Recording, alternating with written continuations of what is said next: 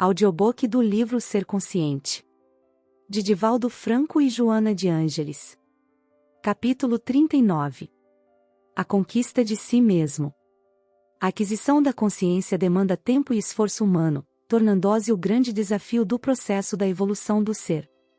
Surgem-lhe os pródromos, na fase do instinto, abrindo espaço para a razão, como fenômeno natural do desenvolvimento antropológico-psicológico-sociológico da criatura. O discernimento do bem e do mal, do certo e do errado, e as aquisições ético-morais aparecem, como se fossem o medrar espontâneo da essência divina de que é constituído o espírito. Todavia, o aprimoramento e a profundidade desses valores dependem do empenho, do interesse, das realizações de cada um. Herdeiro dos arquétipos remotos dos seus antepassados, o indivíduo mantém por atavismos religiosos e culturais a consciência de culpa, especialmente os ocidentais, vitimados pelas heranças judaico-cristãs, no que diz respeito à desobediência de Eva, no paraíso, e ao fratricídio cometido por Caim contra Abel. A divina punição de Deus pela rebeldia da mulher e pela insensatez do homem, que a seguiu no erro, responde pelo sofrimento que os acicata, assim como a expulsão do criminoso aumenta-lhe a angústia, dando-lhe margem ao ciúme doentio e à raiva, considerando a preferência injustificável de Deus por Abel, cujas oferendas mais o agradavam.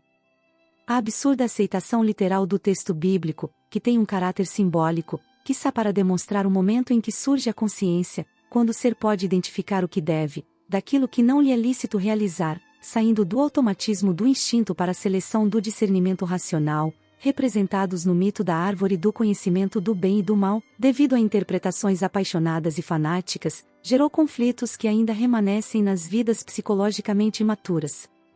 Na fase do instinto, os fenômenos biológicos automáticos não se fazem acompanhar das dores, que são maiores conforme mais seja apurada a sensibilidade, qual sucede na ocorrência do parto, que passou a ser punição divina, tornando a procriação um verdadeiro castigo, fruto ainda da desobediência que, milenarmente, transformou a comunhão sexual em condenável e imunda, do ponto de vista puritano e hipócrita.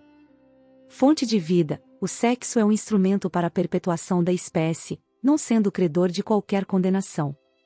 O ultraje e a vulgaridade, a nobreza e a elevação amorosa mediante os quais se expressa, dependem do seu usuário e não da sua função em si mesma. Igualmente a arbitrária eleição celeste de um por outro irmão, ambos gerados em circunstâncias iguais, teria que despertar ressentimentos contraditórios, de ciúme e de raiva, no rejeitado, que levariam inevitavelmente ao hediondo fratricídio. De geração em geração, a criança que se sentia desprezada, desenvolveu esses sentimentos perversos, perturbando o desenvolvimento da consciência e a consequente conquista de si mesmo. Em qualquer atividade, competitiva ou não, o inconsciente desatrela a insegurança infantil, ali adormecida, e surgem os conflitos, a infelicidade, a desconfiança desastrosa.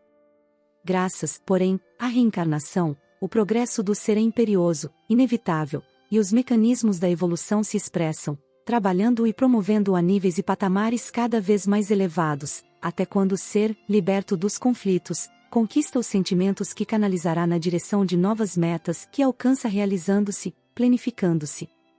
Já não luta contra as coisas, mas luta pelas coisas que aprende a selecionar e qualificar, abandonando, por superação, as paixões dissolventes e fixando os valores que enobrecem. Percebendo-se instrumento da vida, que faz parte da harmonia do universo, o indivíduo supera a raiva, por ausência do ciúme, e não compete para destruir, mas trabalha para fomentar o progresso, no qual se engaja e se realiza. A conquista de si mesmo resulta, portanto, do amadurecimento psicológico, pela racionalização dos acontecimentos, e graças às realizações da solidariedade, que facultam a superação das provas e dos sofrimentos, os quais passam então a ter um comportamento filosófico dignificante, instrumentos de valorização da vida, ao invés de serem castigos à culpa oculta, jacente no mundo íntimo. A libertação dessa consciência doentia facilita o entendimento do mecanismo da responsabilidade no comportamento que estabelece o lema, a cada um conforme os seus atos, segundo ensinou o terapeuta Galileu.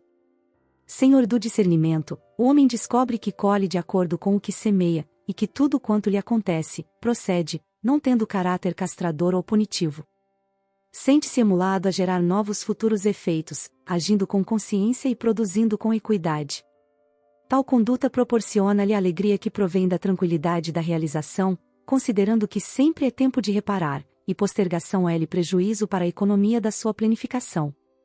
O homem que se conquista supera os mecanismos de fuga, de transferência de responsabilidade, de rejeição e outros, para enfrentar-se sem acusação, sem justificação, sem perdão. Descobre a vida e que se encontra vivo, que hoje é o seu dia, utilizando-o com propriedade e sabedoria.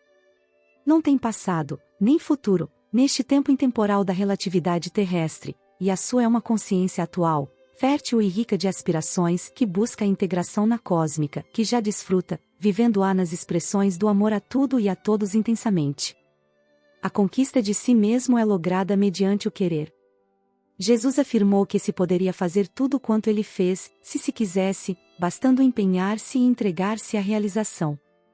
Para tanto, necessário seria a fé em si mesmo, nos valores intrínsecos, que seriam desenvolvidos a partir do momento da opção. Francisco de Assis, o santo, assim quis e o conseguiu. Apóstolos do bem, da ciência e da fé, do pensamento e da ação quiseram, e o lograram. Homens e mulheres anônimos entregaram-se aos ideais que lhes vitalizaram as existências e, superando-se, autoconquistaram-se. A conquista de si mesmo está ao alcance do querer para ser, do esforçar-se para triunfar, do viver para jamais morrer. Fim do audiobook.